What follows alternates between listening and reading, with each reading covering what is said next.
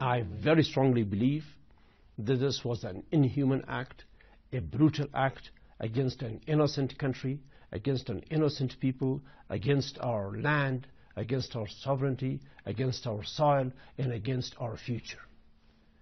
A bomb of that magnitude has consequences for the environment, for our lives, for our plants, for our water, for our soil.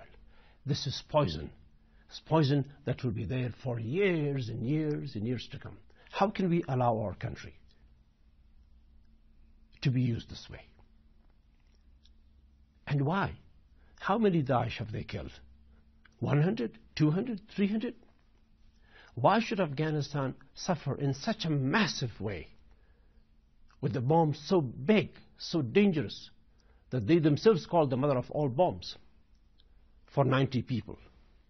Couldn't they stop them 2 years ago? Couldn't they block the entry to those valleys that they were coming for the past 2.5 years?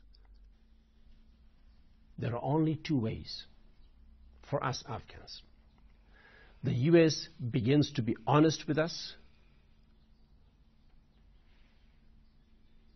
The US stops using Afghanistan as a testing ground.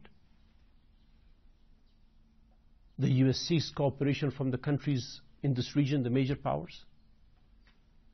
The US re-engages with the Afghan people towards a peaceful solution where we can live in our own country peacefully, and they succeed.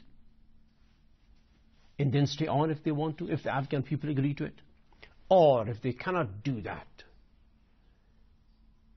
if they continue militant approach, heavy-handed military approach in Afghanistan, then, of course, I want them out of my country. Let's look at the current leadership of the Afghan government.